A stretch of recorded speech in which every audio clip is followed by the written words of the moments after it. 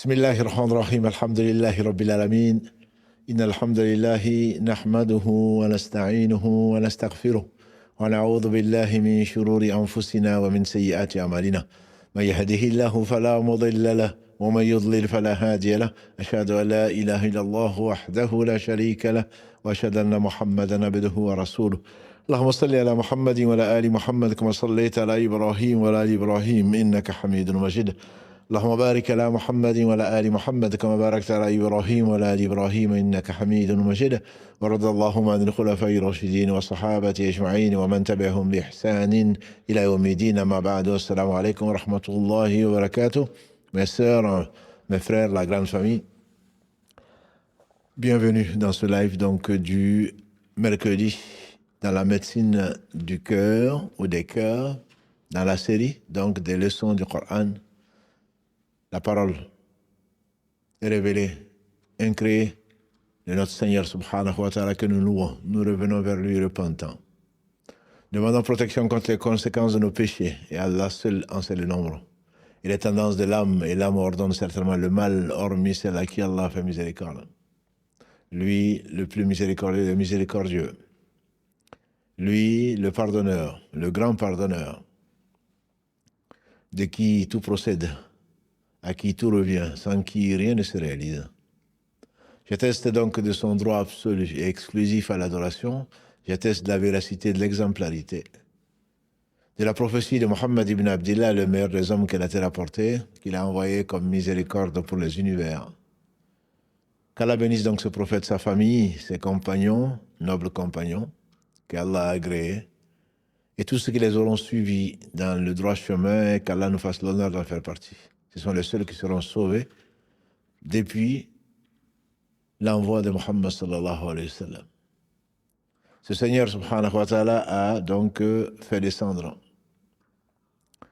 pendant une des nuits du mois de Ramadan sa parole incréée en langue arabe sur le cœur de Muhammad sallallahu alayhi wa sallam au travers de l'ange Gabriel, le fidèle.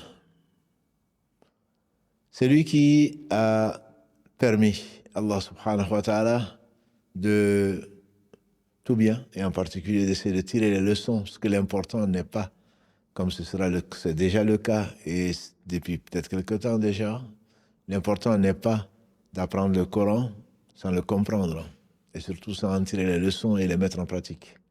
Le plus important, c'est vraiment ce pourquoi ce Coran a été révélé. Et nous ne serons jamais remercier Allah comme il se doit, et c'est, disent certains savants, le plus grand don, le plus grand bienfait d'Allah subhanahu wa ta'ala sur ses serviteurs, et tout bienfait vient de lui, le plus grand bienfait de nous avoir révélé le Coran, mais de nous l'avoir surtout conservé dans le cœur de bien nombre des gens qu'il a choisis, Ahlul Qur'an, Ahlullah wa khasatuh, comme le disait Uthman ibn Affan radiallahu ta'ala anhu, ce prophète, ce hadith du prophète sallallahu alayhi wa sallam qui disait les gens du Coran sont les gens que Allah s'est spécifiquement réservés, les gens qu'il a rapprochés particulièrement. Mais ces gens, ce ne sont pas ceux qui connaissent le Coran et qui sont à l'exemple de l'âne qui porte le fardeau. Ce sont les gens qui l'ont compris, qui l'ont mis en évidence et qui l'ont surtout mis en pratique. Le premier et le meilleur d'entre nous, bien sûr, c'est Muhammad sallallahu alayhi wa sallam et tous ceux qui les ont suivis dans le droit chemin. Et donc ce Coran, Allah y a mis ce qu'il a mis, et entre autres des leçons qui doivent servir jusqu'au jour où Allah va hériter de la terre et ce qu'elle contient. Parmi les finalités de ce livre, disent les gens de science, c'est le fait de changer, de reformer les croyances. On a vu que tous les prophètes, sans exception, sont venus pour affirmer l'unicité d'Allah subhanahu wa ta'ala, le tawhid, et Ibn Qayyim, quand il fasse miséricorde, il disait tout le Coran est tawhid, tout le Coran est unicité. Soit il parle de celui qui est le seul à savoir qui il est, Allah subhanahu wa ta'ala, de ses noms et attributs, tous beaux et sublimes, pour qu'on le connaisse et pour qu'on l'aime donc, soit il parle de ce qui attend les gens, et ça fait partie effectivement de ce que beaucoup ont ignoré, et pour laquelle beaucoup sont insouciants. Aujourd'hui comme hier. Certains n'y croyaient même pas, c'était les Arabes. d'antan, et ce ne sont pas les seuls, et c'était le sujet donc de l'épisode précédent, à savoir que les gens doivent savoir ce qui les attend au jour du jugement dernier, à n'en point douter. Mais également, les prophètes alayhim salatu wassalam, sont venus pour une troisième raison. La première, faire connaître Allah. Deuxième, dire la réalité de ce qui attend les hommes et pour l'éternité, soit le paradis, soit l'enfer.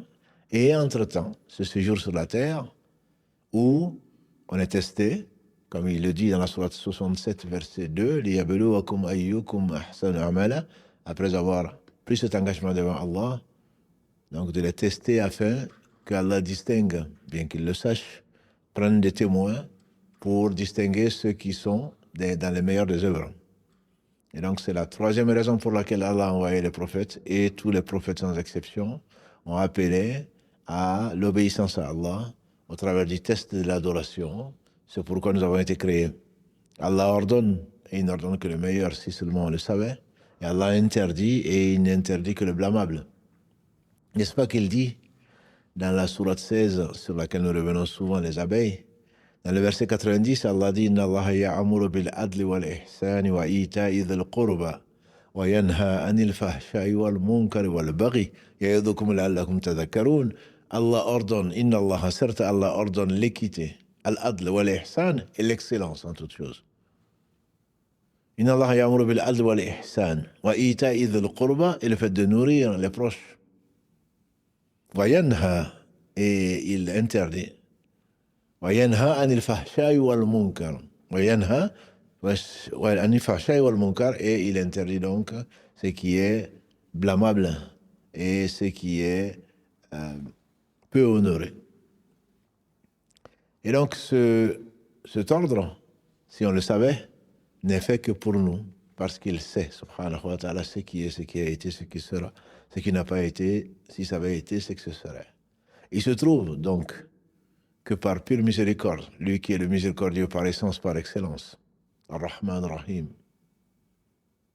lui dans la miséricorde couvre toutes choses. Et il a réservé cette miséricorde à qui? Il a dit dans la sourate 7, sur laquelle nous reviendrons, Inch'Allah, souvent dans cet épisode, dans la sourate 7, versets 156 et 157, quand Moussa alayhi salam a reçu la parole incréée d'Allah subhanahu wa ta'ala, qui est la Torah, et ensuite accompagné par les croyants parmi les fils d'Israël de son temps, et qui ont demandé à Allah ce qu'ils ont demandé, Allah a affirmé que sa miséricorde est vaste. Mais il la réserve à qui? À ceux qui croient en lui, qui le craignent, qui le redoutent. Et également ceux qui suivent ce prophète illettré, qui trouvent mentionné dans la Torah et dans l'Évangile. Il s'agit bien entendu pour nous, sans aucun doute, de Muhammad sallallahu alayhi wa sallam. Ce prophète illettré, lui et ceux qui le suivent, qui ordonnent le convenable, qui interdit le blâmable, et qui vient alléger donc les fardeaux qu'il y avait sur les hommes.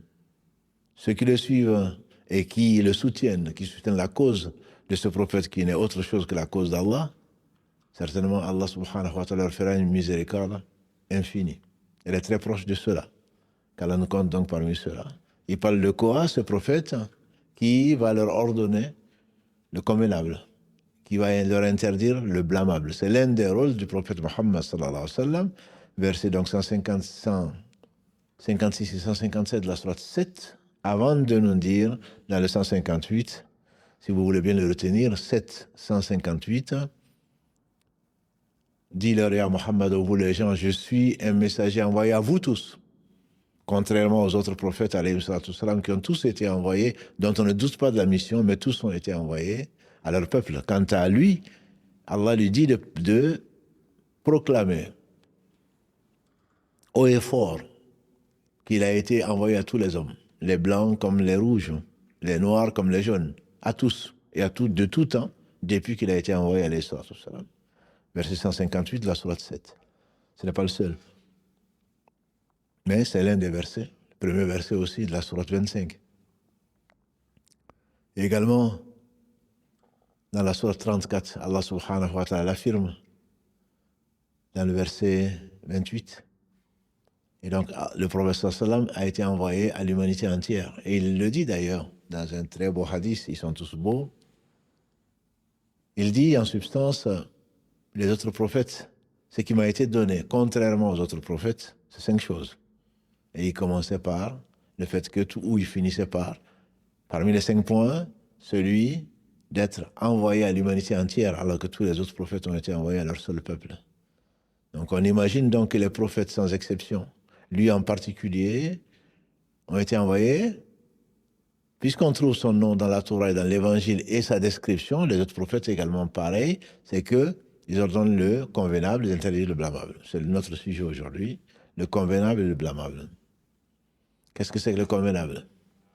Le convenable, c'est que Allah subhanahu wa ta'ala, qui sait tout, qui a créé sans besoin, et qui sait absolument les besoins et ce qui peut nuire comme ce qui peut être utile, et qui les a mis au service de cet homme prétentieux qui préfère la liberté et la responsabilité, alors il faut l'assumer.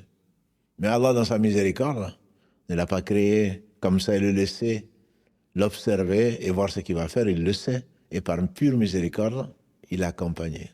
Il lui a montré ce qui est dans son bien.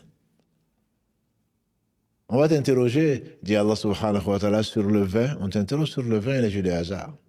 Dans la sourate Al-Baqarah, verset 219.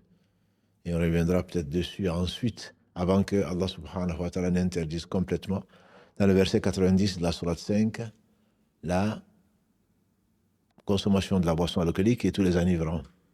C'est le dernier verset qui a été révélé pour complètement interdire, n'en déplaise à ceux qui sont attirés par la bouteille. Et entre-temps, il a révélé plutôt le verset 43 de la sourate 4, qui dit de ne pas s'approcher de la prière alors que les gens sont ivres. Mais le premier verset sur les boissons, on t'interroge sur le vin, Khamr wal Maïsir, et les jeux de hasard. Dis-leur qu'il y a du bien comme il y a du mal, mais le mal l'emporte sur le bien. Tout ce que Allah subhanahu wa ta'ala a révélé, ce n'est pas pour lui, c'est pour nous.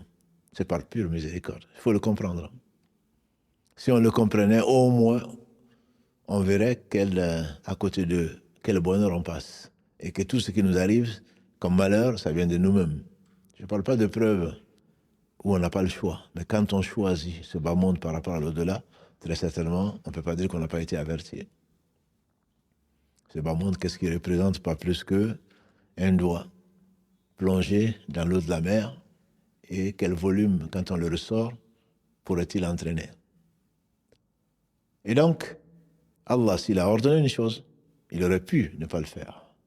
Comme il a dit à Moussa, alayhi salatu wassalam, dans le verset 15 de la sourate 20, Ya Moussa, l'heure va arriver. On en a parlé la semaine dernière.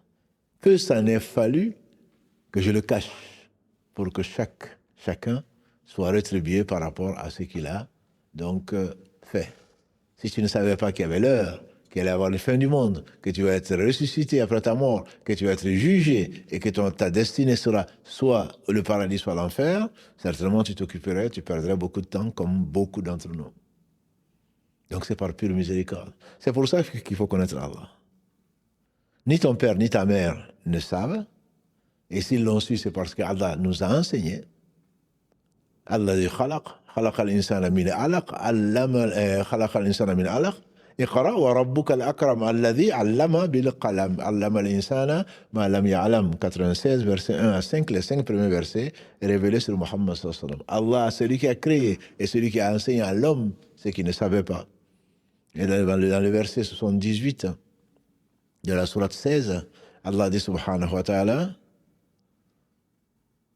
والله أخرجكم من بطون أمهاتكم لا تعلمون شيئا وجعل لكم السمع والبصر والأفئدة لعلكم تشكرون. Allah vous a fait sortir des ventres de vos mères, vous ne saviez rien. Donc si quelqu'un nous enseigne, parmi nos enseignants, qu'Allah les bénisse, si ton père ou ta mère t'ont enseigné quoi que ce soit, ils ne peuvent t'enseigner que ce qu'ils connaissent, mais ils ne savent pas, Allah seul sait. C'est pour cela qu'un de ses plus beaux noms, c'est Al-Alim. de tout sachant, l'omniscient. Mais tout en sachant, il aurait pu ne pas te le dire. Il aurait pu ne pas te le rappeler surtout. Inna dhikra tanfa'ul mu'minin. Le rappel profite aux croyants. Allah, dans sa miséricorde, te rappelle ce pourquoi tu as été créé. Il y a un jour du jugement dernier, et ce qui va être utile ou nuisible dans cette vie, ne t'approche pas de. Voilà taqrabu zina, t'approche pas de la fornication, dit-il. Très certainement. C'est une turpitude et un mauvais chemin. Combien de gens aujourd'hui regrettent d'avoir emprunté ce chemin-là. Mais grâce à Allah, ils sont revenus repentants, grâce à Allah, et Allah leur a pardonné, on espère, les a rapprochés et les a aimés. Quand Allah dit ayyuhalladhina amanu, oh vous les croyants, vous prétendez avoir la foi, alors je vais vous dire ce qui va vous. Hal adullukum ala tijaratin tunjikum min adhabin alim. Est-ce que je ne vais pas vous informer pour un commerce que vous pourrez faire et qui va vous prémunir d'un châtiment douloureux au jour du jugement dernier. Oh vous les croyants, vous n'êtes que des frères. Oh vous les croyants, ne médisez pas les uns des autres. Oh vous les croyants, n'espionnez pas. Oh vous les croyants, ne médisez pas. Parce qu'en médisant, c'est comme si vous mangez la chair de votre frère mort. Vous en avez bien entendu horreur, je le sais, parce que c'est moi qui vous ai créé et mis ce sentiment dans votre cœur. Ne trahissez pas. Honorez vos pères et mères. Tout ce que Allah ordonne, c'est parce que sans cela, tu ne connaîtras pas le bonheur, mon frère. Ni ma soeur, tu ne connaîtras pas le bonheur, ni ici-bas, ni dans l'au-delà. Tout ce que Allah interdit, c'est pour ton bien, c'est par pure miséricorde. C'est pour ça qu'il faut le remercier. Que les prophètes, alayhi salam, et après eux, Mohammed sallam, et après lui, qu'Allah ait conservé le plus grand miracle qu'il ait donné à un homme, qui est le Coran, s'il l'a conservé, c'est pour nous. C'est par pure miséricorde, c'est par pur amour. Et c'est dommage. C'est dommage qu'on considère l'ordonnance du bien, l'interdiction du mal, comme étant un fardeau. Quand on parle de ordonner le bien, interdire le mal, on se sent quelque part vexé. On se sent quelque part acculé dans sa liberté. Mais non, je suis libre, je fais ce que je veux. Oui, tu es libre. Allah dit, vous ne le voudrez que si Allah veut. Ta liberté, oui, tu l'as. C'est pour cela que tu seras jugé. Mais tu ne le voudras que par une faveur d'Allah, et s'il te le permet, subhanahu wa ta'ala. Il va te permettre beaucoup de choses, mais pas tout. Heureusement, parce que sinon tu serais très certainement déjà corrompu et tu corromprais la terre. Et donc Allah subhanahu wa ta'ala t'ordonne les choses. Mais il n'ordonne que l'équité, comme il dit. Inna Allah ya'muru bil adli wal ihsan, et il ordonne l'excellence en toutes choses. Comme l'a dit le prophète sallallahu alayhi wa sallam, même si vous devez sacrifier un animal, aiguisez le couteau pour que l'animal ne souffre pas. C'est Allah qui nous éduque, comme il éduque toutes choses. Rabbul Alamin, c'est lui qui est l'éducateur des univers, de tout ce qui existe en dehors de lui, subhanahu wa ta'ala. Donc il faut déjà que l'on comprenne ça. Qu'est-ce que c'est que le ma'rouf? Le ma'rouf, c'est le urf. Le urf, c'est ce qui est connu. C'est connu, urf. Arafa, c'est connu. Par qui? Pas par l'esprit corrompu, pas par le cœur malade. Il est connu dans la fitra. Le prophète alayhi salatu salam nous a enseigné Kullu mawlud yulad ala fitra. Chaque nouveau-né naît dans la saine nature. Qui sont les pères qui font de lui, soit un juif, soit un chrétien, il parle de religion bien sûr, soit un mage. Il dit, est-ce que vous avez déjà vu un animal naître avec les oreilles coupées? Bien sûr que non. C'est-à-dire ce qu'Allah a mis au fond de soi quand on ment, quand on triche, quand on vole, bien entendu que on le sait. Pourquoi on se cache pour le faire? Et aujourd'hui, malheureusement, les gens ne s'en cachent même pas de leurs bêtises. Parce qu'il n'y a plus de pudeur. Et les anciens prophètes, qu'Allah les bénisse tous, ont affirmé cela de leur temps. Celui qui n'a pas de pudeur, qui fasse ce qu'il veut. Et donc, cette pudeur qu'Allah a mise dans le cœur des gens, elle reste dans la fitra. Elle reste dans la saine nature. Quand tu te caches, quand quelque chose te gêne, on est venu voir Mohammed sallallahu alayhi wa sallam et il a directement posé la question, n'est-ce pas que tu es venu m'interroger sur le péché? Sans que la personne lui pose la question. Et j'atteste qu'il est le messager d'Allah. Il dit, n'est-ce pas que tu es venu m'interroger sur le péché? Il a dit, oui, effectivement. Il a dit, le péché, c'est ce qui c'est ce qui s'incruste dans ton cœur et qui persiste, malgré les fatwas. Tu vas sur Google, oui, c'est permis. Oui, oui, il y a des divergences. Mais toi, tu sais très bien que tu n'es pas tranquille. Tu n'es pas tranquille, ta conscience n'est pas tranquille. C'est que c'est un péché au moins pour toi. Et si tu le fais très certainement, tu sais que tu as pris un risque. Tu as joué avec le feu et tu risques de te brûler. Avant l'au-delà, qu'Allah nous en préserve. Si par miséricorde, Allah te le rappelle que tu reviens vers lui, tu auras peut-être à le payer. Ça aussi, c'est une miséricorde. Wallahi, connaître Allah, c'est l'aimer. C'est une miséricorde. Le prophète sallam a dit, il n'y a pas une peine, une gêne, une maladie, même pas la piqûre d'une épine qui touche le croyant, sans que par là, Allah ne lui enlève un péché ou ne l'élève un degré. Est-ce que tu peux supporter le châtiment d'Allah? Personne. Un jour meilleur qu'aujourd'hui, Anas nous le rapporte. Le prophète alayhi salam a été visiter quelqu'un. Il a trouvé une personne chétive. Il ne restait plus probablement que des os. Il a dit, mais qu'est-ce qui t'arrive? Tu as dû, j'étais ce qu'il est le messager d'Allah, tu as dû faire une invocation, toi. Il a dit, oui, effectivement, j'ai demandé à Allah de me châtier ici-bas avant de me châtier dans l'au-delà. Pour ne pas me châtier plutôt dans l'au-delà. Il a dit, qui peut supporter le châtiment d'Allah?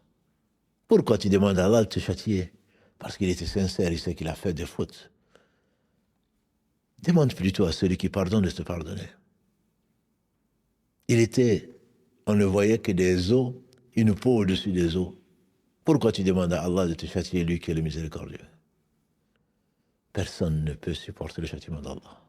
Et Allah, par miséricorde, te fait goûter une partie de ce que tu mérites dans l'au-delà, pour te pardonner. Et son pardon, il a réservé aux croyants en particulier. Allah a divisé sa miséricorde avec le prophète sallam en 100 parties. Il a fait descendre une seule partie de sa miséricorde, et il en a gardé 99 pour pardonner aux croyants au jour du jugement dernier. Le non-croyant n'aura pas une part de pardon dans ces 99. De ce pourcentage, de ce 1%, procède à dire le prophète sallam le fait qu'une jument, quand elle met bas, elle lève le pied pour ne pas écraser le poulain. Qui empêche la jument d'écraser son poulain et de le tuer et d'être aussi fragile? Qui l'empêche si ce n'est Allah subhanahu wa ta'ala? C'est ce qu'on appelle la saine nature. Allah a mis cette fitra en l'homme, en la femme, même aux animaux, de respecter l'autre, de se respecter soi-même. Quant à nous, Allah nous a donné cette fitra et elle est corrompue par des hommes et des femmes qui s'éloignent de ce qu'il a ordonné, parce qu'il a ordonné l'équité. Et Allah s'est interdit l'injustice. Il a rendu interdit entre nous. Et l'injuste, certainement, ne sera pas heureux. Même si on pense qu'il l'est, il ne sera pas heureux, ni dans ce bas monde, s'il a une conscience, et ni dans l'au-delà. Le châtiment d'Allah, s'il ne revient pas vers Allah, s'il ne répare pas son injustice, d'où qu'elle vienne, il la paiera ici-bas avant l'au-delà. Mais Allah est miséricordieux. Dans l'au-delà, s'il n'a pas réparé ici-bas, certainement il va le payer au jour du jugement dernier. Et personne ne peut supporter le châtiment d'Allah, je vous l'assure. Donc c'est pour nous épargner son châtiment qu'Allah subhanahu wa ta'ala nous ordonne ce qu'il nous ordonne. Il nous ordonne des faits, comme devenir des obligations, comme la prière, comme le jeûne, comme donner la part du pauvre, comme faire le pèlerinage, tout ce qui va nous rapprocher de lui subhanahu wa ta'ala, qui n'a besoin de lui, de rien, et il nous éloigne des choses blâmables. Alors, Allah dit à son prophète sallam dans le verset 199, je vous ai dit, de la sourate 7 dont on va souvent parler aujourd'hui. Sourate 7, verset 199, Allah dit, khudh al-afu. Il parle du prophète sallam. Khudh al-af, wa'amur bil-urf, wa'arid al-jahilin. Contente-toi de ce qu'on te donne. Al-afu, c'est le surplus. Ne demande pas grand-chose aux gens. On dit que le cheikh de l'islam Ibn Taymiyyah disait, il n'y a pas de verset aussi global que celui-là. Celui qui l'applique, très certainement, il a le bonheur de toute sa vie. Ne demande pas aux gens ce qu'il ne peut pas donner. Il te donne, barakallahu fik. Il te donne, jazakallahu khairan. Toi, tu veux plus. Lui, il ne peut pas donner plus. Soit parce qu'il a le cœur malade, soit parce qu'il ne l'a pas. Pourquoi tu veux exiger des gens ce qu'ils ne veulent pas donner? Ça amène quoi? De l'animosité, forcément. C'est qu'on te donne, prends-le. De bon cœur. Wa'amur bil urf, ordonne donc la saine nature. Ordonne ce que le cœur aime naturellement, parce qu'Allah l'a mis dans le cœur. Fitrat Allah allati fatara an-nas alayha. La tabdila li khalqillah. La saine nature dans laquelle Allah a créé les êtres. Et tu ne vas pas trouver les changements dans la créature d'Allah subhanahu wa ta'ala. Wa'arid dans les jahilin, tu vas trouver des gens, des ignorants. Alors ne reste pas avec eux en discussion. Accepte ce qu'on te donne. Ordonne ce que Allah veut, qu'il a mis dans la saine nature, que tout le monde accepte, que tout le monde comprend. Et quant à celui qui veut spéculer, ignorant qu'il est, laisse-le. Ne discute pas. Arid, éloigne-toi de lui et de ses propos. Donc, le urf, c'est le ma'rouf, c'est le urf, et c'est la saine nature. Al-munkar, c'est le contraire du urf. Al-munkar, c'est ce qui va à l'encontre de la saine nature. Al-munkar, c'est le blâmable, c'est comme ça qu'on le traduit souvent. Al-munkar, c'est ce que le cœur naturellement n'aime pas, comme le mensonge, la médisance, et ceci et cela. Al-munkar, c'est ce qu'Allah subhanahu wa ta'ala a interdit. Allah n'a interdit que Inna Allah ya'muru bil adli wal ihsani wa ita'i dhil qurba wa yanha anil fahsha'i wal munkar. C'est tout ce que Allah subhanahu wa ta'ala interdit, c'est-à-dire tout ce qui conduit au péché. Et le pire des péchés, certainement, c'est lui associer quoi que ce soit. C'est pour cela qu'il a envoyé tous les prophètes. Wa laqad ba'athna fi kulli ummatin rasula an ya'budu Allah wa yajtanibu at-taghut. Verset 36 de la sourate 16. On a suscité dans toutes les communautés un messager pour leur dire adorez Allah et éloignez-vous du taout, des fausses divinités. Inna Allah la yaghfiru an yushraka bihi wa yaghfiru ma duna dhalika liman yasha. Allah ne pardonne pas qu'on lui associe quoi que ce soit. En dehors de ça, il pardonne à qui il veut. Ya bunay la tushrik billah inna shirka la dhulmun azim. Oh mon cher fils, disait Luqman à son fils, donc n'associe rien à Allah. C'est la pire des injustices. C'est une injustice énorme. Donc c'est pour cela qu'il a envoyé les prophètes alayhi sallam. Il n'y a pas pire que l'association à Allah subhanahu wa ta'ala qu'Allah nous en préserve. Et ensuite tout ce qu'Allah a interdit de négation, d'hypocrisie, puisqu'il sait tout. Tu fais croire aux gens que tu crois alors que tu ne crois pas. Tes attitudes, même dans tes actes. Qu'on a vu samedi dernier, les actes de l'hypocrite sont caractérisés, sont de 4, à résumer le prophète sallam. Quand il parle, il ment. Quand il promet, il ne tient pas sa promesse. Et quand on lui fait confiance, il trahit sa confiance. Et quand il se met en colère, il n'a ni foi ni loi. Ça, c'est les actes de l'hypocrite. Je ne parle pas du fond, celui qui ne croit pas. Celui qui ne croit pas, qui le cache. Bien entendu, celui-là, c'est l'hypocrisie qui fait sortir de l'islam. Et Allah a interdit tout ce qui est mal, tous les maux. Fahsha wal munkar, c'est tout ce que l'âme déteste. C'est tout ce qui naturellement déteste. Mais sache, mon frère, ma soeur, qu'Allah subhanahu wa ta'ala, s'il t'interdit ce qui t'interdit, c'est parce que, à court terme, à moyen terme, à long terme, ça va te nuire. Ça va te nuire à toi, avant de nuire en même temps à la société.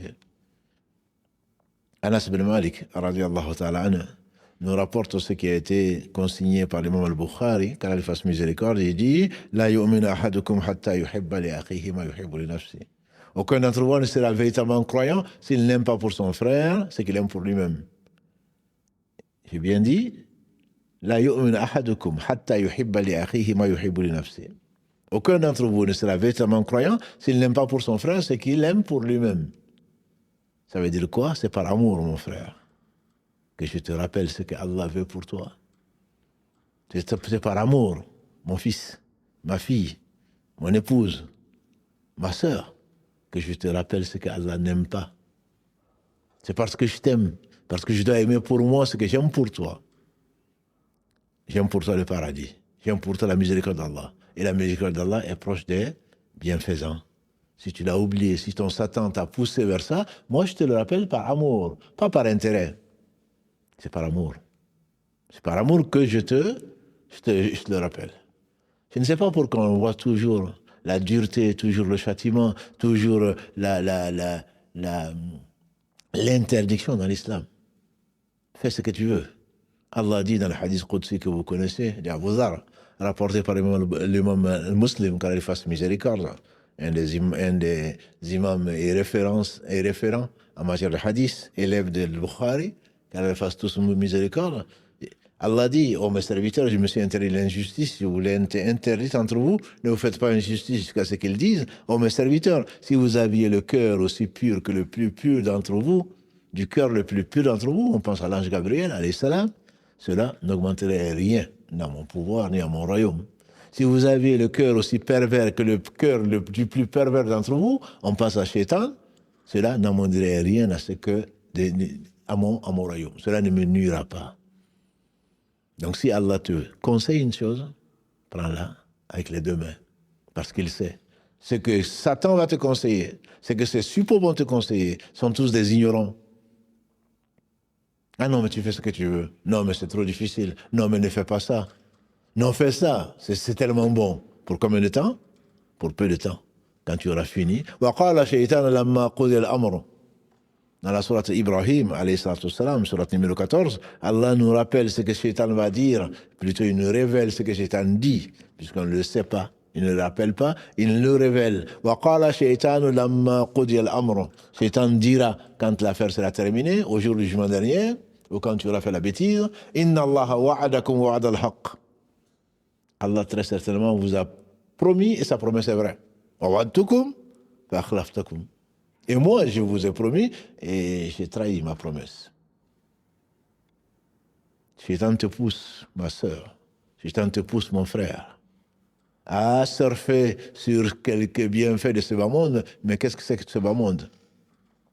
Ibn Qayyim disait encore, quand il fasse miséricorde, les clés de tous les malheurs, c'est l'amour, de toute désobéissance, de tous les malheurs, c'est l'amour de ce bas monde. C'est ce temps qui va te pousser à cela, en oubliant l'au-delà, en oubliant surtout le châtiment d'Allah. Inna batasha rabbika la shadid. Le châtiment d'Allah est terrible. Et donc, Satan, c'est notre ennemi. Allah te le rappelle à maints endroits du Coran. Si Allah t'ordonne une chose, disais-je, c'est que c'est la meilleure des choses qui puisse arriver parce qu'il sait, parce qu'il a mis le bien dedans. Le ma'rouf, c'est ça. Et le munkar, ce sont les péchés. Et le ma'rouf, c'est tout ce qui va te rapprocher d'Allah subhanahu wa ta'ala. Ceci dit, on a dit donc c'est par amour, c'est par pitié, c'est par compassion. Et si tu dis que tes enfants, c'est parce que tu les aimes, parce que tu crois que le bien est dans ce qu'Allah a révélé, tu crois en lui et tu l'aimes au point que tu n'aimerais pas le voir tomber dans l'enfer. Ton frère, c'est pareil. Et les croyants, c'est pareil. Ça, c'est au niveau, donc, sociétal. On réunit les biendras, Inch'Allah. Le prophète sallam a dit, dans ce qui a été rapporté par les deux, Al-Bukhari et Muslim, les croyants sont comme ça. Il a montré. Sont comme une construction. Yashuddu ba'duhum ba'da. C'est-à-dire qu'ils se soutiennent les uns les autres. Alors, ce que tu aimes pour toi, tu dois l'aimer pour ton frère. Tu dois l'aimer pour tes frères. Tu dois l'aimer pour l'humanité. Et c'est par ça qu'Allah subhanahu wa ta'ala t'ordonne ce qu'il t'ordonne, le ma'rouf. Est-ce que c'est une obligation ou c'est conseillé? C'est une obligation. C'est une obligation.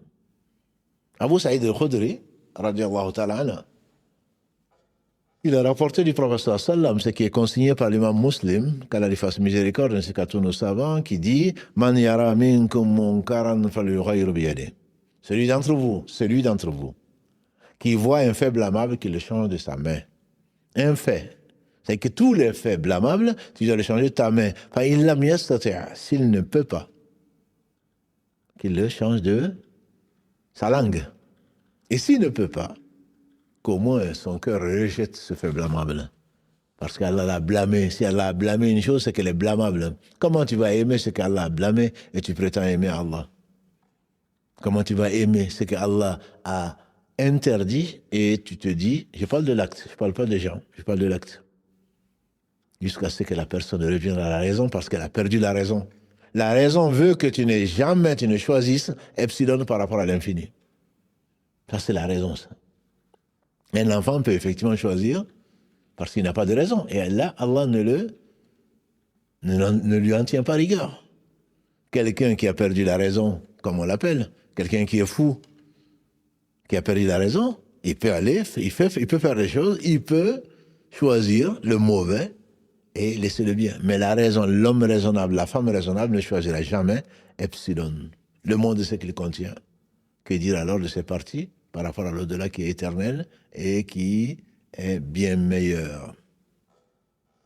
Et donc, si tel est le cas, celui qui t'aime va te dire, on va voir dans quelles conditions, il va te rappeler ce qu'Allah aime. Une fois qu'il te rappelle ce qu'Allah aime, subhanahu wa ta'ala, c'est pour ton bien. C'est une obligation individuelle. Le même Abu Saïd al-Khudri, radiallahu ta'ala, rapporte de ce qui est consigné dans les deux cette fois-ci. Il dit, un jour le prophète nous a trouvés dans la rue. Il nous a dit, je vous mets en garde. Iyakum wal julus fi turuqat. Je vous mets en garde contre le fait de rester dans la rue. Et là, je pense que beaucoup de nos frères, africains en particulier, comprennent de quoi je parle. On passe la journée dans les rues, en train de boire du thé, en train de refaire le monde, en train de critiquer les gens. Iyakum, je vous mets en garde contre le fait de s'asseoir dans la rue. Ils ont dit à Rasulallah, on ne trouve pas ailleurs où nous réunir. C'est les grains, comme on les appelle au pays, les grains. On ne trouve pas d'ailleurs. Il dit alors, si vous ne voulez pas trouver un autre endroit que la rue, alors donnez à la rue son droit. Il dit c'est quoi? Baisser les yeux. Radd al-basar, baisser les yeux par rapport à ce que tu ne dois pas voir, ce que tu ne dois pas regarder en tout cas. Rudd salam, que tu rendes le salam, c'est une obligation. Baisser les yeux, Allah l'ordonne dans la sourate An-Nur, sourate 24, verset 30 aux hommes, verset 31 aux femmes. Rendre le salam est une obligation. Allah le dit dans le verset 46 de la sourate, les femmes. Et qu'est-ce qu'il a dit? Ordonner le bien, ordonner ce qui est convenable et interdire ce qui est blâmable. Si tu veux rester quelque part, si tu n'as pas d'autre endroit, que tu prétends qu'il n'y a pas d'autre endroit, rentre chez toi. Mes frères, mes sœurs, combien de temps? Ta famille dort déjà, elle t'attend, tu es là 2h du matin, 3h du matin, avec des copains en train de rigoler, en train de refaire le monde, en train de regarder ce qui t'est interdit. Ne répondant même pas au salut des gens, encore moins d'ordonner le bien et interdire le mal. Ça, c'est les droits de la rue, a dit le prophète sallallahu alayhi wa sallam. Si vraiment tu considères que tu n'as pas le choix, eh bien, le choix va s'accompagner avec cette responsabilité, c'est le fait de donner à la rue ses droits. Ceci au niveau individuel. Au niveau collectif, Allah subhanahu wa ta'ala, vous le savez très certainement dans la sourate 3, verset 104. Allah ordonne وَلْتَكُمْ مِنْكُمْ أُمَّةٌ يَدْعُونَ إِلَى الْخَيْرِ وَيَأْمُرُونَ بِالْمَعْرُوفِ وَيَنْهَوْنَ عَنِ الْمُنْكَرِ وَأُولَئِكَ هُمُ الْمُفْلِحُونَ. Que sorte de vous une communauté, donc un groupe de gens qui ordonnent le convenable, qui interdisent le blâmable. Et c'est ceux-là qui appellent au bien plutôt. وَلْتَكُمْ مِنْكُمْ أُمَّةٌ يَدْعُونَ إِلَى الْخَيْرِ, qui appellent le bien. Le bien, c'est quoi? C'est ce qu'Allah définit comme bien, c'est le ma'rouf. Qu'ils ordonnent le ma'rouf, qu'ils interdisent le blâmable. Et Allah dit وَأُولَٰئِكَ هُمُ الْمُفْلِحُونَ, voilà ceux qui vont réussir. C'est-à-dire en dehors de cela, il n'y a pas de réussite. En dehors d'ordonner le bien, d'interdire le mal, il n'y a pas de réussite. Ce monde est ce qu'il contient. Que dit Allah subhanahu wa ta'ala dans cette sourate que nous connaissons tous? Wal asr, il jure par le temps. Sourate 103. إن الإنسان لفي خسر إلا الذين آمنوا وعملوا الصالحات وتواصوا بالحق وتواصوا بالصبر. Par le temps. Par le temps. Allah jure par ce qu'il veut. Nous, on ne peut jurer que par Allah. L'homme est en perdition. L'homme en général. Et tous les hommes, ils ne sont pas seulement perdus, mais ils sont dans la déchéance. إلا الذين آمنوا, sauf ceux qui ont embrassé la foi, qui ont reconnu leur faiblesse, qui ont reconnu la grandeur et la majesté d'Allah subhanahu wa ta'ala. Ils l'ont traduit par son amour, par son obéissance Tu ne peux pas être véridique quand tu désobéis à celui que tu prétends aimer. C'est impossible. C'est impossible. Une contradiction évidente. Quand tu aimes, forcément tu obéis. Il a les deux vont de pair. Qui s'enjoignent ou qui se conseillent le bien. Et les savants disent ici, c'est ordonner le bien, interdire le mal. Parce que cela a des conséquences, c'est forcément. Les gens ne vont pas forcément pas être contents. Et il te faut dire la patience vis-à-vis donc des gens qui ont dépassé la limite et qui n'acceptent pas donc le vrai, qui sont les orgueilleux, par orgueil qui refusent la vérité, qui est ce que Allah subhanahu wa ta'ala a révélé et a aimé pour ses serviteurs, notamment les humains. Et donc c'est bien. Là, d'un point de vue communautaire, Allah dit wa ulaik. Voilà ceux qui ont réussi. En dehors d'eux, il n'y a pas de réussite. وَلْتَكُمْ مِنْكُمْ أُمَّةٌ يَدْعُونَ إِلَى الْخَيْرِ وَيَأْمُرُونَ بِالْمَعْرُوفِ وَيَنْهَوْنَ عَنِ الْمُنكَرِ وَأُولَئِكَ هُمُ الْمُفْلِحُونَ. Ne sais-tu pas, ma sœur, pourquoi Allah a choisi cette communauté? Il dit dans le même sourate 3, verset 110, كُنْتُمْ خَيْرَ أُمَّةٍ أُخْرِجَتْ لِلنَّاسِ. Vous êtes la meilleure communauté suscitée pour les gens. Kuntum khayra ummatin ukhrijat linnas. C'est pas pour lever les bras, pour dire ouais, j'ai gagné, je fais partie des meilleurs. Non. Allah définit. Kuntum khayra ummatin ukhrijat linnas. Pourquoi? Ta'muruna bil ma'ruf wa tanhawna 'anil munkar wa tu'minuna billah. Les savants font cette remarque qu'Allah commence par quoi? Par vous ordonner le bien, vous interdisez le mal et vous croyez en Allah. La croyance en Allah passe presque en deuxième position après l'ordonnance du bien et l'interdiction du mal. Et on fait de Omar ibn Khattab Kalalagré, celui qui veut être fier d'appartenir à la meilleure des communautés, alors qu'il remplisse les conditions. Toi, tu prétends faire partie des meilleurs, tu n'ordonnes pas le bien que tu vois. Tu n'interdis pas le mal. Et tu dis que tu es croyant. Alors, tu n'as même pas un tiers de foi. Tu désobéis à ton Seigneur subhanahu wa ta'ala. Pourquoi les prophètes alayhi sallam ont envoyé? On l'a dit tous. Si tu veux comprendre l'histoire, les livres d'histoire ne suffisent pas. Prends le livre, prends le Coran, prends la vérité et tu comprendras pourquoi Allah donne cette leçon de l'histoire. Leçon de pourquoi il a détruit le peuple. Pourquoi Allah a détruit les peuples avant? Nuh est resté 950 avec son peuple. Allah n'a sauvé que 80 familles, disait Ibn Abbas, radiallahu anhu. Hud, Shu'aib, tous ces prophètes, alayhi salam. Ibrahim, Moussa, Isa, tous ces prophètes, Allah subhanahu wa ta'ala les a envoyés. Pourquoi? C'est pour ordonner ce que lui il aime, alors qu'il n'en a pas besoin. Et c'est pour interdire ce que lui déteste, parce que ce n'est pas bon. Pourquoi ils ont été détruits? Allah ne les a pas. Allah n'a pas été injuste avec eux. Allah les a détruits. Pourquoi? Parce qu'ils ont continué à faire ce qu'Allah a interdit. Et c'est la cause de la destruction des peuples d'antan. Et pourtant, Allah est patient. Je vous ai dit, Nuh, pendant 950 années, appelait son peuple. Allah est patient. L'homme lui désobéit. L'homme le traite de menteur. Il dit qu'il ne va pas le ressusciter. L'homme l'insulte en disant qu'il a un fils. L'homme, qu'est-ce que l'homme ne fait pas? Il désobéit et pourtant il continue à pourvoir à ses besoins. À tous ses besoins et bien plus que cela.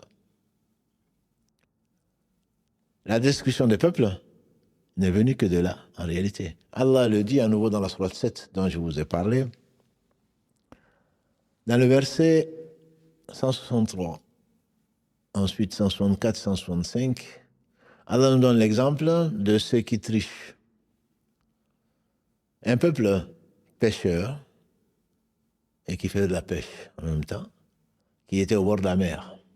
Allah les a éprouvés. Tu veux être croyant? Tu te prétends croyant plutôt, et tu seras éprouvé. Ce peuple vivait de pêche. Et Allah les a éprouvés en leur disant ne pêchez pas le jour, un jour, qui était le samedi. Ne pêchez pas. Et Allah les a testés. Et du dimanche au vendredi, ils n'ont pas de poisson. Verset 163, la sourate 7. Le jour où Allah leur dit de ne pas pêcher, qu'est-ce qu'il arrive? Le poisson vient flotter au-dessus, les narguer, au-dessus de l'eau. Tu pourrais presque en prendre directement. Qu'est-ce qu'ils vont faire? Ils ne vont pas désobéir officiellement. L'attitude de beaucoup de musulmans aujourd'hui. Ils ne vont pas travailler samedi. Qu'est-ce qu'ils vont faire? Vendredi soir, ils vont mettre les filets. Ils n'ont pas travaillé.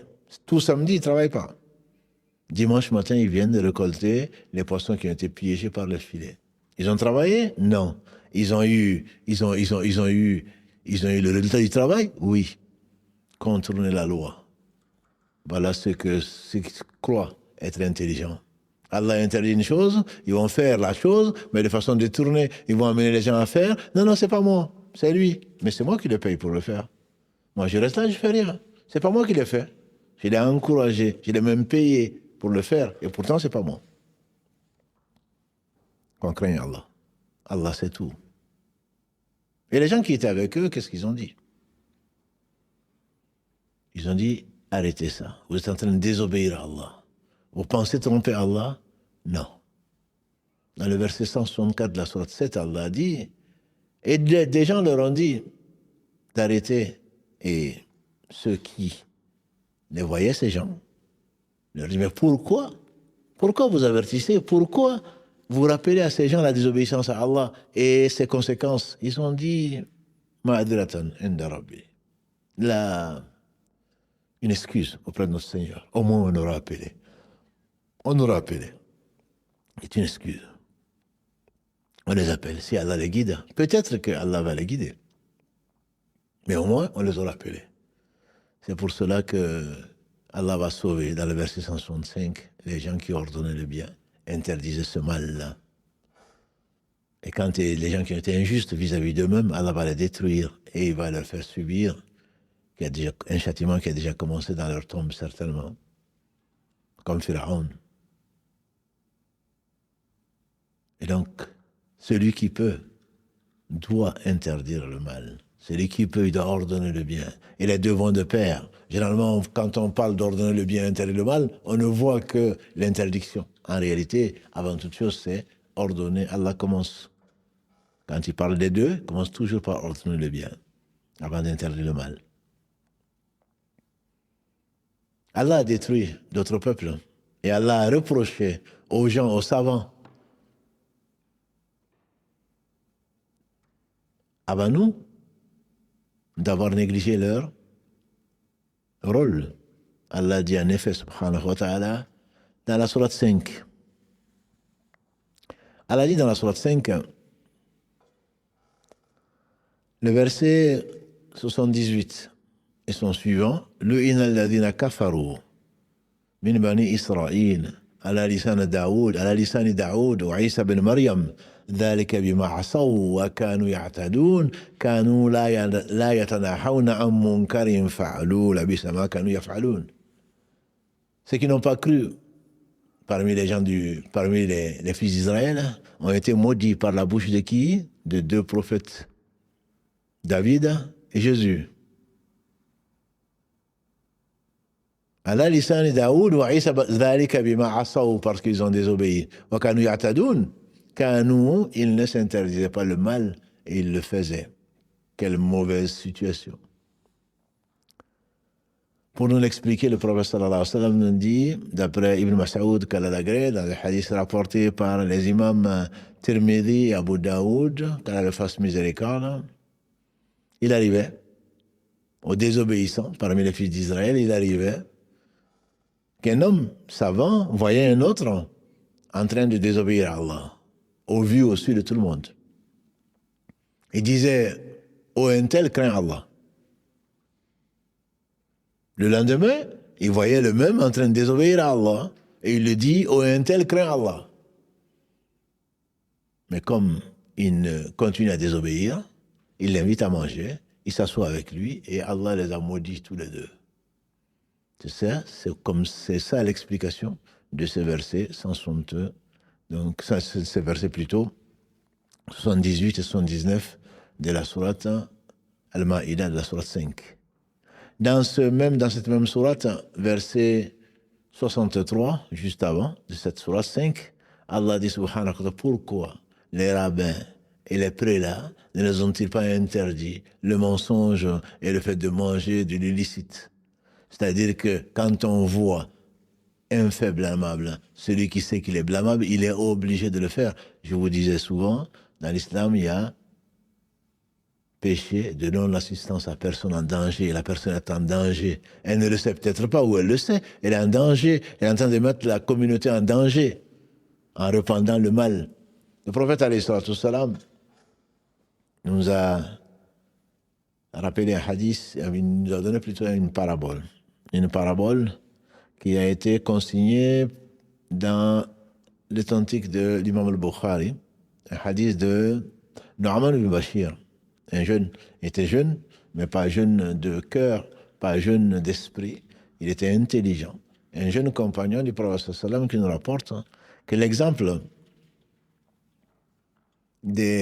d'obligation d'ordonner le bien et d'interdire le mal, il est celui des personnes qui sont dans un bateau. Ils sont dans un bateau et il y a une répartition. Dans une version, par tirage au sort. Certains sont sur le pont et d'autres sont dans la cale. Le pont au niveau donc de l'eau, la mer, et certains sont dans la cale, donc dans la partie donc qui est immergée. Et ceux qui sont dans la cale sont obligés de monter au niveau de la mer pour prendre de l'eau quand ils en ont besoin. Et puis certains se disent, mais finalement, c'est pas la peine. On ne va pas les fatiguer, ceux qui sont au niveau du pont. On ne va pas se fatiguer non plus pour monter, aller chercher de l'eau. Il suffit de percer donc la coque du bateau et de se servir directement puisqu'on immerge directement dans l'eau. Si on laisse faire, qu'est-ce qui va se passer? Le professeur en effet, il a dit, si on le laisse faire, c'est le bateau qui va couler et donc avec tous ses habitants. Il en est ainsi, quand quelqu'un qui repent. Donc, bien sûr, c'est ce qui est observable. On ne va pas les espionner. Quand on voit un fait blâmable, a dit le prophète sallam, d'après Abu Saïd al-Khudri, il a dit, quand tu vois un fait blâmable, tu le changes de ta main. Si tu peux empêcher quelqu'un qui est en train de faire du mal, empêche-le, si tu peux. Et comme le disent les savants, ça c'est la responsabilité de l'État et de ses représentants. Tout le monde apprécie, tout le monde comprend qu'il y ait des policiers en train d'interdire ce que la loi interdit. Tout le monde peut apprécier qu'un père dise à son fils ou à sa fille, ne fais pas cela.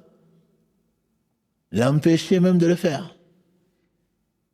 Et donc ça, c'est une obsède pour la santé morale de la société.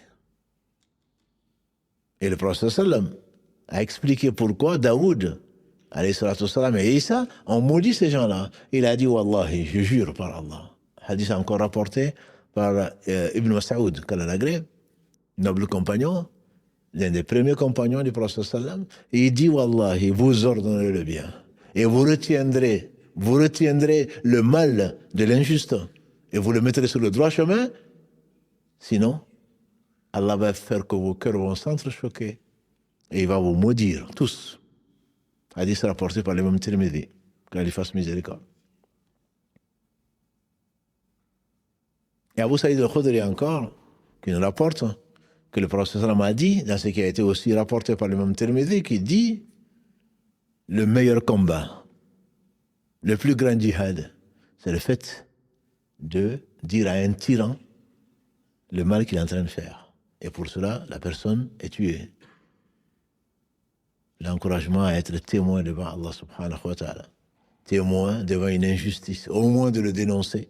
Puisque tu ne peux pas faire autrement, au moins de le dénoncer par la langue. Ça, c'est la deuxième position.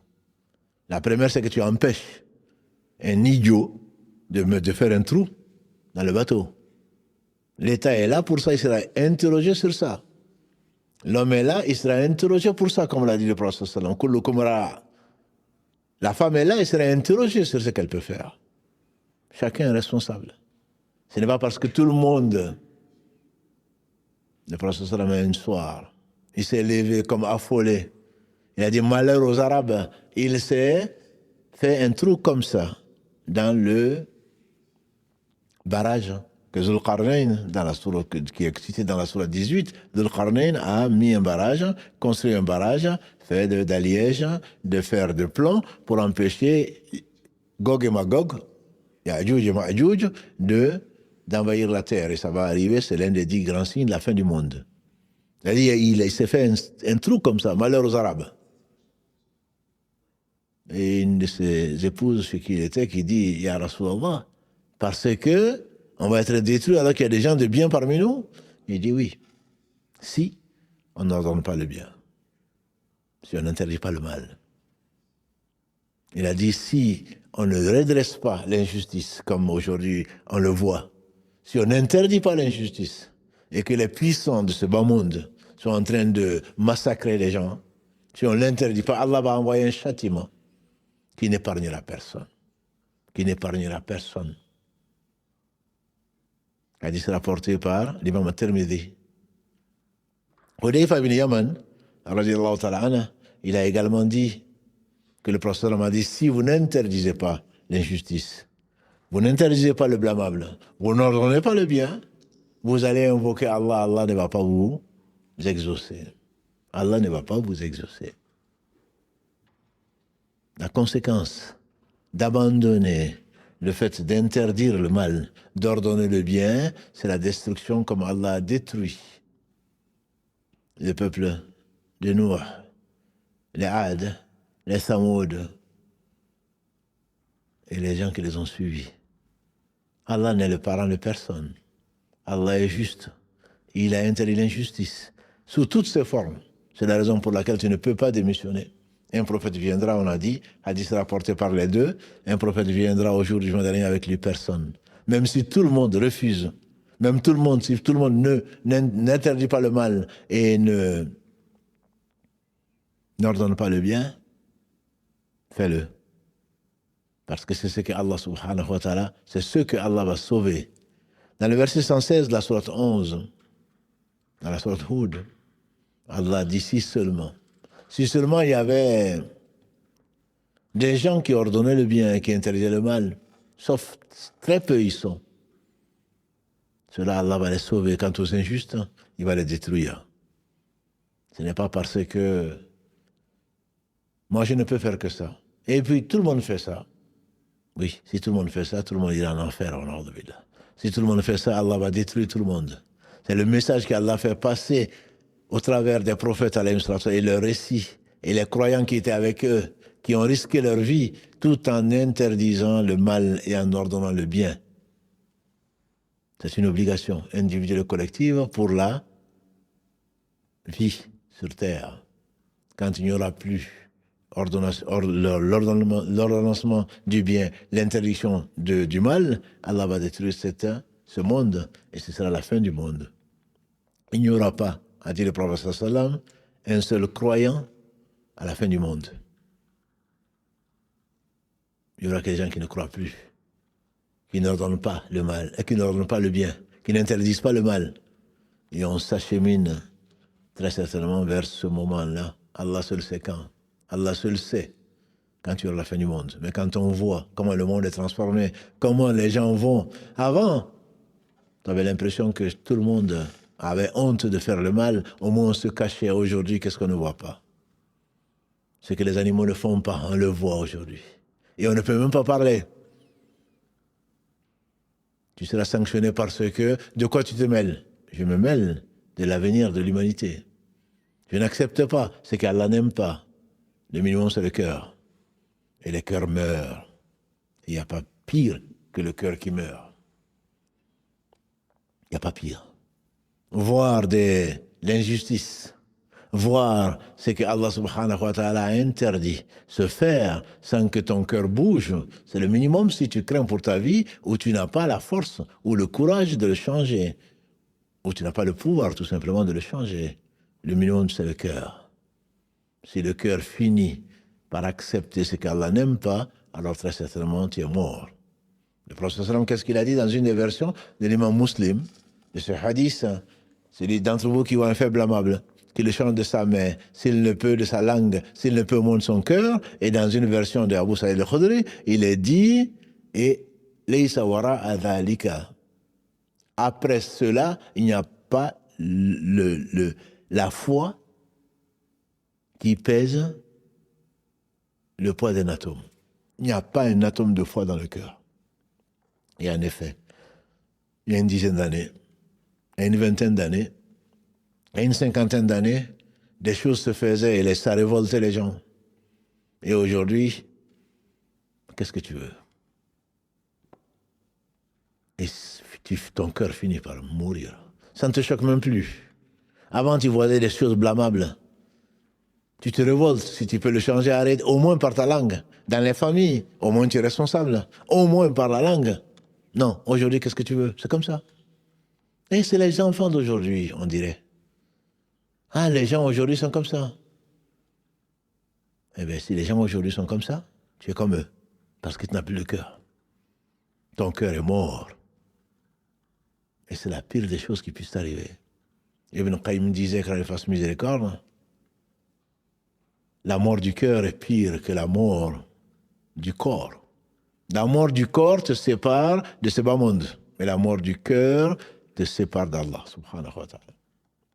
La mort du corps te sépare de ce bas monde, mais tu auras une vie dans la tombe. Tu auras une vie ensuite dans l'au-delà. Mais la mort du cœur te coupe. Pas de ce bas monde. Te coupe d'Allah, subhanahu wa ta'ala. Tu vis, mais tu es mort. Ton cœur, il est mort. Il est mort. Tu ne vois pas. Est-ce que tu es fier de voir un fait blâmable? Et tu passes à côté. Tu baisses les yeux, tu passes. Et ça ne te choque même plus. Des animaux ne feraient pas ce que l'on voit aujourd'hui dans la rue et partout malheureusement. L'individualisme, quelle plaie. L'individualisme. Ah non, c'est pas mon problème. Il n'est pas encore rentré chez moi. Oui, c'est comme ça qu'ils sont arrivés, les nazis. Ils se sont attaqués à des résistants. Non, non, mais moi, je ne suis pas concerné. Ils sont attaqués aux syndicalistes. Non, non, je ne suis pas concerné, je ne suis pas syndicaliste. Ils se sont attaqués aux communistes. Non, non, je ne suis pas communiste, moi.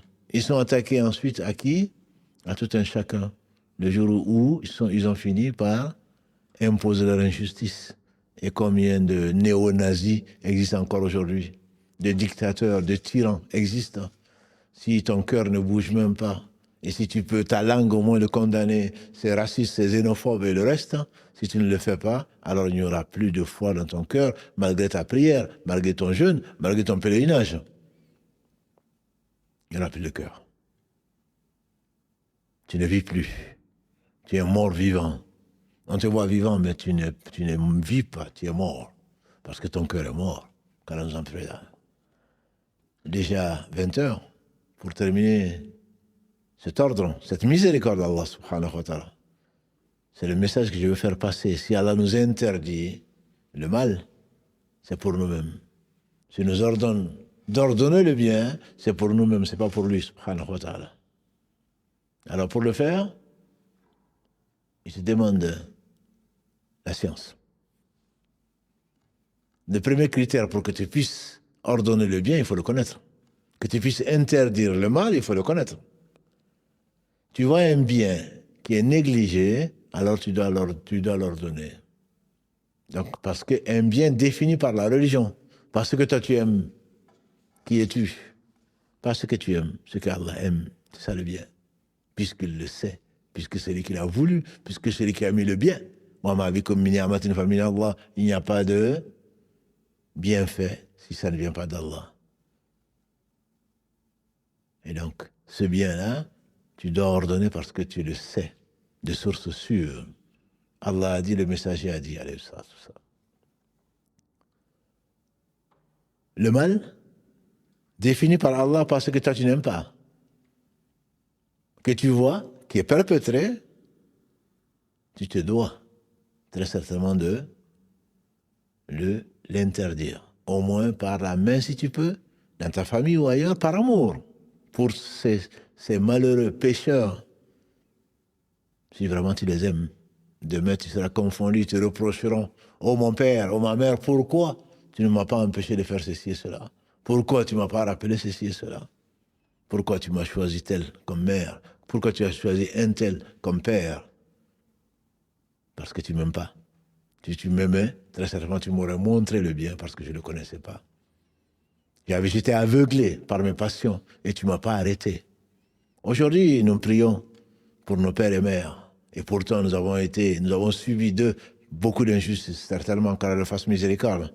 Mais aujourd'hui, on est content qu'il nous ait imposé un certain mode de vie qui nous a amenés aujourd'hui à la foi. Aimer quelqu'un, c'est pas le laisser tout faire. Aimer sans contrainte, ce n'est pas de l'amour, c'est de l'amour platonique. Quand tu reprends un jouet ou quelque chose qui peut être dangereux pour ton fils, il va pleurer. Ou pour ta fille, il va pleurer. Et pourtant, c'est du bien pour lui. Tout le monde est d'accord. Et l'exemple qui est donné par cet homme ou cette femme qui sème le désordre sur la terre, c'est l'exemple de la tomate pourrie. Dans un panier de tomates, pourquoi tu enlèves la tomate pourrie?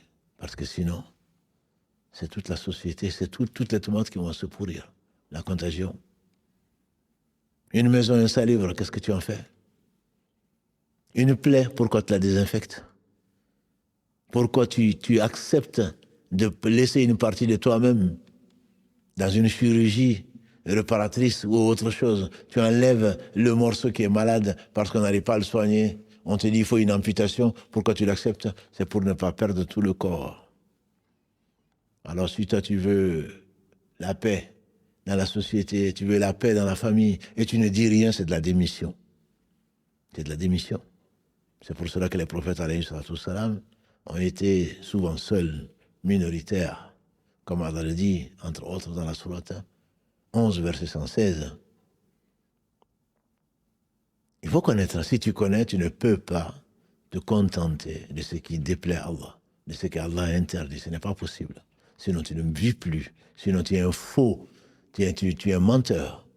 Tu n'aimes pas Allah. Tu ne t'aimes pas toi-même, tu n'aimes pas Allah, parce que tu ne le connais pas. Une autre qualité à développer, ma soeur, mon frère, c'est que quand tu ordonnes, tu dois ordonner avec douceur. Après la science, c'est la douceur.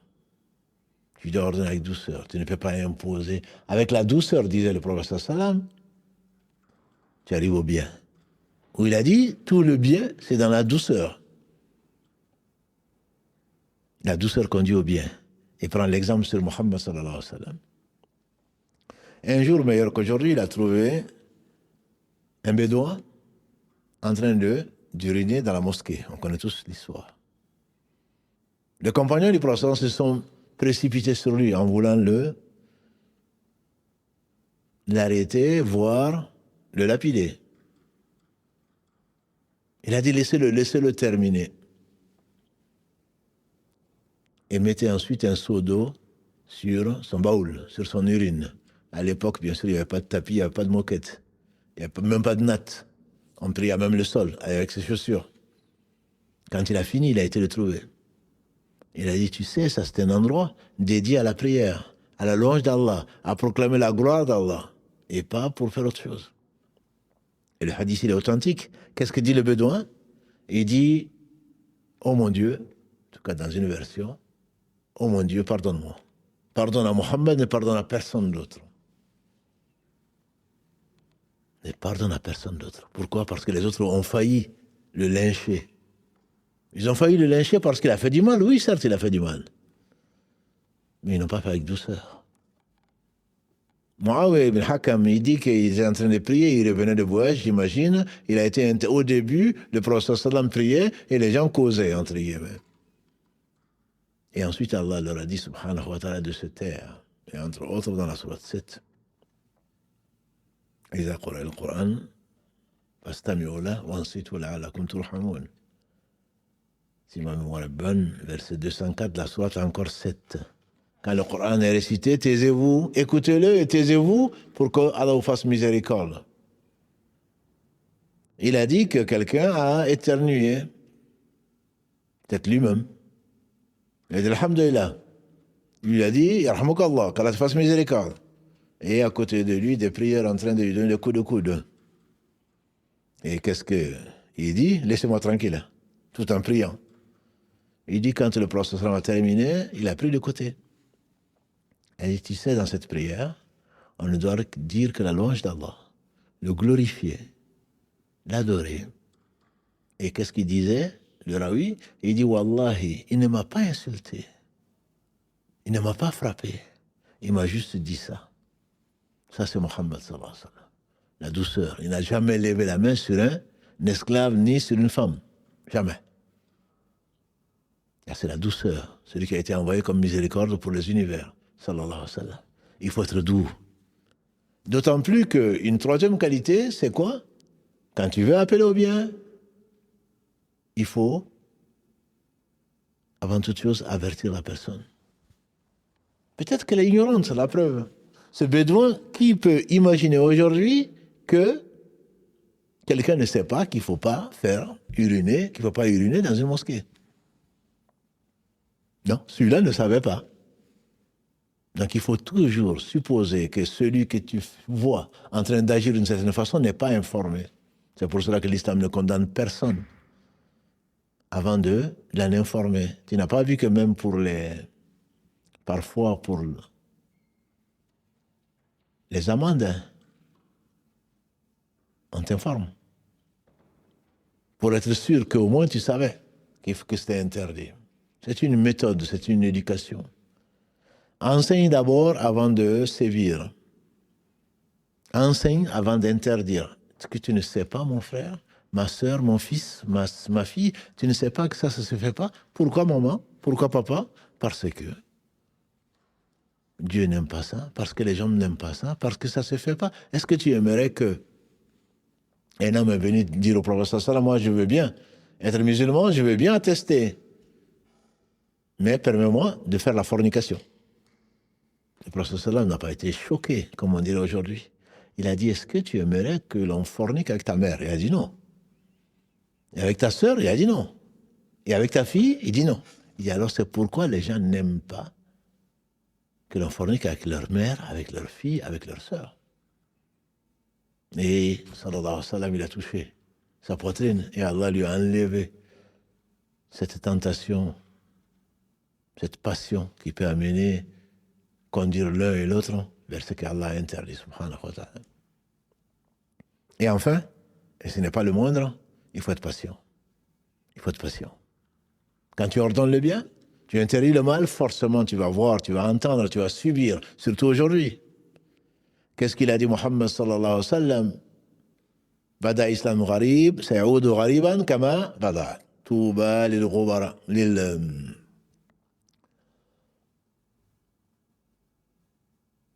l'islam a commencé étrange, gharib.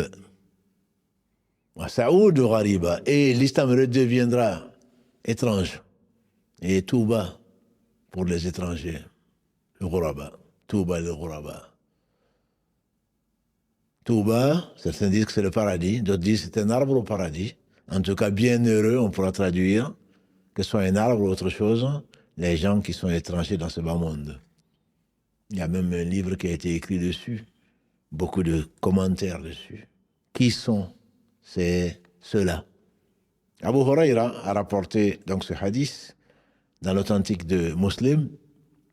Abdallah ibn Omar a également rapporté ce hadith dans l'authentique de Bukhari. C'est un hadith qui est donc authentique, en un point de douter.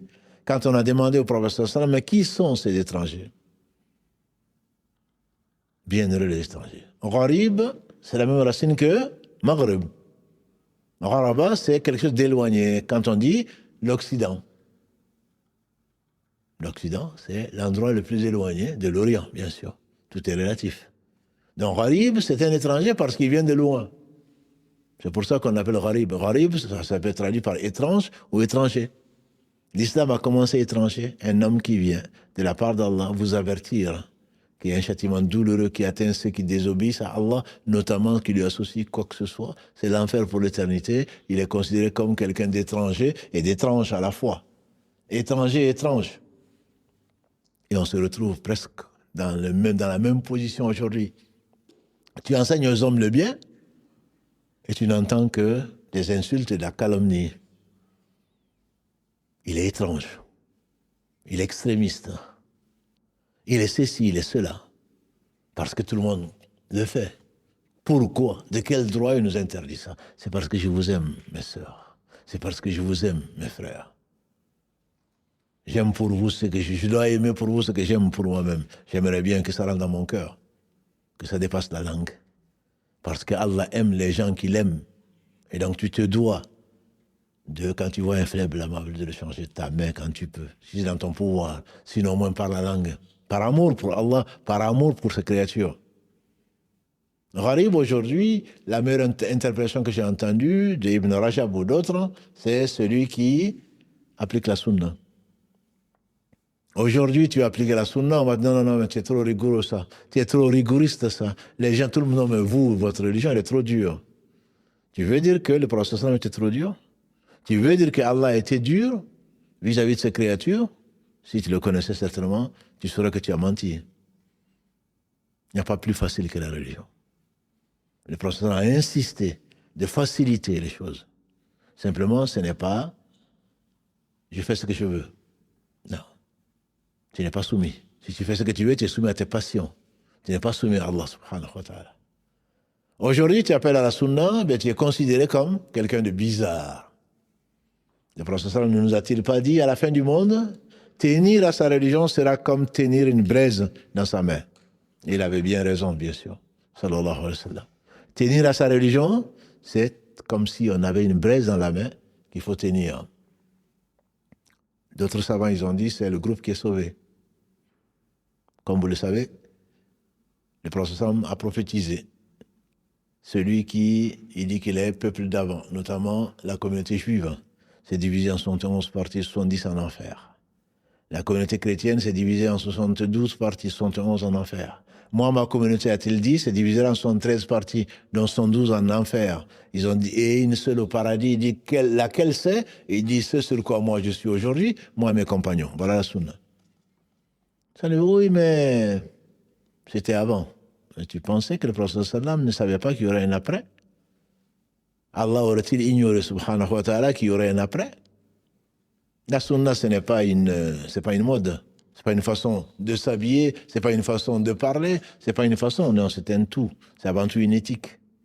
C'est un bon comportement vis-à-vis d'Allah, vis-à-vis de ton épouse, vis-à-vis de ton voisin, vis-à-vis du musulman, vis-à-vis du non-musulman, vis-à-vis du chat, vis-à-vis de tout, vis-à-vis de l'eau que tu ne dois pas gaspiller, vis-à-vis de tout. Et si effectivement, je te repousse de la religion, c'est que c'est moi qui ne suis pas sur la sunna. Parce que le prophète était l'homme le plus doux. Mais tu vas entendre, il a entendu. On a vu samedi que son honneur a été mis en cause. Sa femme, notre mère Aïcha, Yann Kalalagré, a été traitée de ce que vous pensez, de ce que vous savez. Il a supporté. Les prophètes, qu'est-ce qu'ils n'ont pas supporté? Il dit, c'est comme si je voyais un prophète. Son peuple est en train de le martyriser. Il dit, oh mon Dieu, pardonne à mon peuple parce qu'il ne sait pas. La patience est indispensable quand tu veux appeler à Allah. Quand tu veux ordonner le bien, quand tu veux interdire le mal. Luqman ne dit-il pas, dans le verset 17 de la sourate qui porte son nom, sourate 31, verset 17, Ya bunay, aqimis salat, wa'amur bil ma'ruf, wanha anil munkar wasbir ala ma asabak, inna dhalika min azmi al-umur. Oh mon cher fils, Ya bunay, acquitte-toi de la prière, aqimis salat. Wa'amur bil ma'ruf, après la prière, ordonne le bien. Interdis le mal et patiente sur ceux qui va te toucher parce que tu ordonnes le bien, parce que tu interdis le mal. Voilà une bonne résolution. Allah subhanahu wa ta'ala, combien de fois il a associé la prière justement au fait d'ordonner le bien et d'interdire le mal. Il a même commencé à ordonner le bien et interdire le mal dans les caractéristiques du croyant. Dans la sourate 9, At-Tawbah, verset 71. والمؤمنون والمؤمنات بعضهم أولياء بعض يأمرون بالمعروف وينهون عن المنكر ويقيمون الصلاة ويؤتون الزكاة. Jusqu'à la fin du verset 71, les croyants et les croyantes sont les alliés les uns des autres. Qu'est-ce qu'ils font? Ils ordonnent le bien. Ils interdisent le mal, ils célèbrent la prière, ils donnent la part de zakat. et ils obéissent à Allah et à son messager. Voilà ceux qui ont réussi. Et Allah leur a promis ce qu'il leur a promis, sa promesse est vraie. Dans le verset 67 de la même sourate, avant qu'ils décrivent les croyants qu'Allah nous compte parmi ceux-là, les hypocrites, al-munafiqun wa al-munafiqat, ils sont les alliés, ba'duhum min ba'd, ils sont ensemble.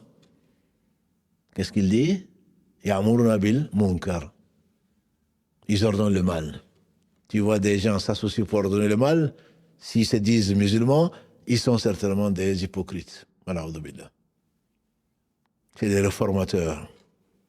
Non, ça c'était avant. Le vrai islam, c'est ordonner, c'est laisser libre cours aux passions.